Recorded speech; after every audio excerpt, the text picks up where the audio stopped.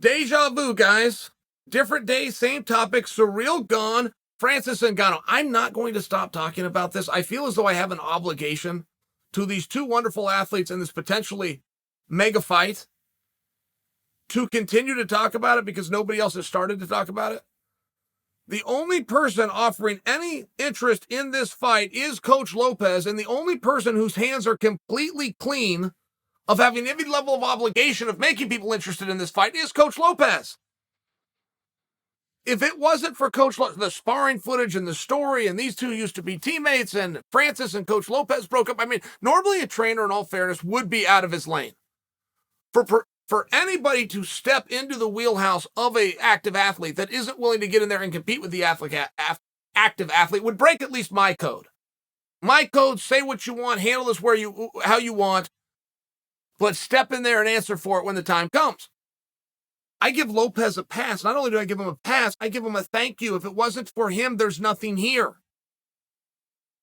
So Coach Lopez apparently is the source of the training video that's floating around the internet. And I even did a piece on this a couple of days ago. There was a technical sparring session between Francis and Cyril Gane. So I'm watching and I'm saying, hey, I don't really see where anything looks bad here. I don't think either fighter looked good, and I don't think either fighter looked bad. It just showed us, the audience, that there is some level of familiarity between the two, which I do think is a big deal. If you're dealing with Francis, you're dealing with a very scary guy. If you know Francis in any way, this actually got tested. I'll tell you guys a story. It was back in Pride. It was Ken Shamrock versus Don Fry. And one thing that Don was worried about as it pertained to Ken was Ken's strength. And at the weigh-in, they got into it. Ken at least pushed him and maybe even grabbed him, but he did something. And Don Fry spoke about that. He said, I'm so glad that happened because now I know his strength. I don't have to wonder anymore. And Don went on, he ended up winning that fight, but he has referenced to this day that pushing, that embrace, if you will, at the weigh-in is what helped him to sleep that night and know I can deal with this guy. He's strong, but it's not quite to the level that I thought it was. I mean, it's just a very real thing. When you know a guy, it just changes. Rematches many times are a lot more fun for that same reason. They know each other. There's something very relevant to that. And I think when you're dealing with somebody as scary as Francis, the mere fact that Cyril is likely less terrified just because he knows it's the unknown that's scary. What do you think when you were a little kid, you didn't like the dark? You didn't know what was out there. It's the unknown. So I offer you that I, for one, appreciated the sparring footage, but I did not see anything within it. I haven't seen Coach Lopez cross the line to even being mean. Coach Lopez has not even come out and declared victory. He hasn't taken a victory lap of, these are both my guys. I created the athletes here. Now, he hasn't done anything like that. He hasn't said, between these two athletes, I have the better athlete, which is Cyril, and I know it because of the sparring fight. He hasn't done that. He's flirted with it, but in all fairness to Coach Lopez, he has not done that. He's just told a little bit of a story. So I spoke to a piece that was a technical sparring session between those two. Very hard to even call it sparring.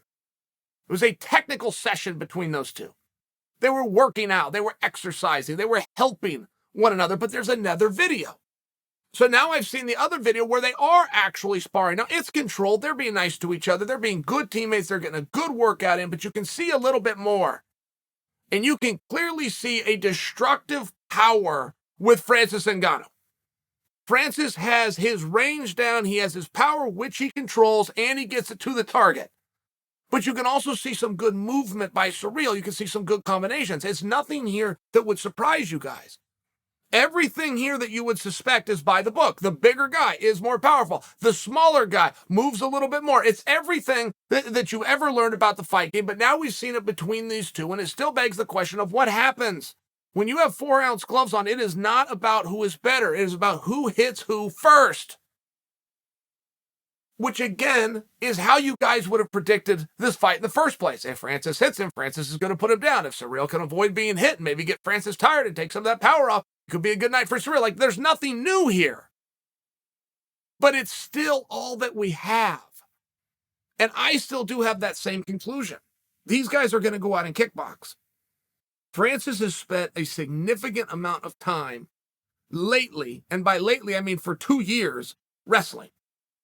He knew that Stipe was out there. He knew that Stipe match was coming. He knew in the first match, the problem he had is one, he got taken down, and two, he couldn't get off the bottom. He wanted to go and solve that problem. He fights Stipe again. He absolutely, Francis, solved that problem. His hard work and dedication paid off and was on display. It is largely why he's the champion of the world. People will credit the knockout for how he beat Stipe. I disagree. The knockout ended the night, but he beat Stipe by stopping the wrestling. Okay.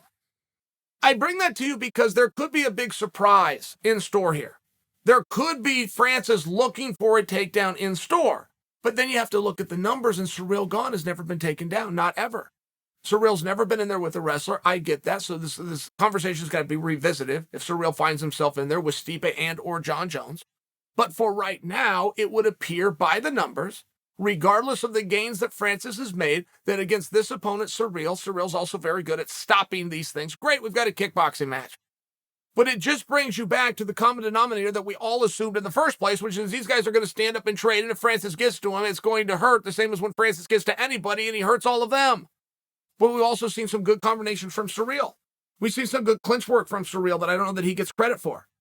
Who can hold who on the fence is very relevant if you're looking to go to a judge's decision. Everything's the same in that position. You're holding the guy, he's holding you. But whoever's back is up against the fence loses favor with the judges. It's relevant. We're splitting hairs here, but that's possibly what this fight is. Possibly.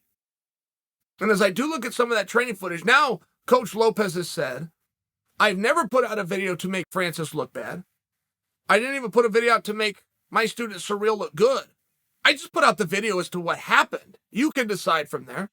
But Lopez now claims he has sparring footage of Cyril knocking down Francis. That's interesting. It's no more than that. Whether that exists or that's gamesmanship or that doesn't exist, one doesn't have anything to do with the other. A sparring session, it's very, very different. I have sparred with guys, we go about 80%. That's just a rough number, but you wrestle as hard as you possibly can and you strike more controlled. It works out to about 80%. I have had guys who I have never beaten in the practice room, ever. Guys that you've never heard of. Most of them smaller. Most of them that didn't have the wins and break it into the TV in your guys' living room. And if we were to go 100%, they'd have never won a round against me. That 20% is a big deal, is the point I'm trying to make. Controlled sparring is very different than when you change the speed and you let a few go. It's very different. The part that you're controlling is the power, it is the damage. But if you do throw power that can do damage, you will get a different respect, you will get a different reaction, you will get a different look from your opponent. It's just very different. So I'm only submitting for you. As much as this may bother Francis that this is coming out, nobody's going to judge him for it, but it might make people think, okay, Cyril's got a better shot. Francis is the favorite after all. But if there is a video of Cyril putting him down, it might make people think he's got a better shot. It might change the gap. It has nothing to do with the outcome of the fight. That's okay. There's no problem with that. And this is what drives the industry forward. You have a little fun, you have some speculation. You find a way to get people's interest aside from the unified rules of when you're locked in there on the agreed upon date at the agreed upon time.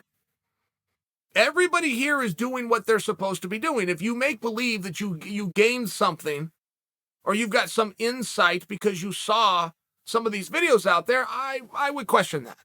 I don't have anything from it. Other than there is now a familiarity. They both know what they're getting into. Knowing what they're getting into, Francis did not flinch once. Knowing what they're getting into, Cyril Gane has not flinched once. And neither guy has gone after the other. Which makes me wonder, is that because there's some kind of friendly camaraderie here? Is that because there's a respect to their past? Or do they both know enough about the other that poking the bear isn't a good idea? It will make you think and it will make you wonder. Apparently, there's more training footage to come. When it comes, we will discuss it.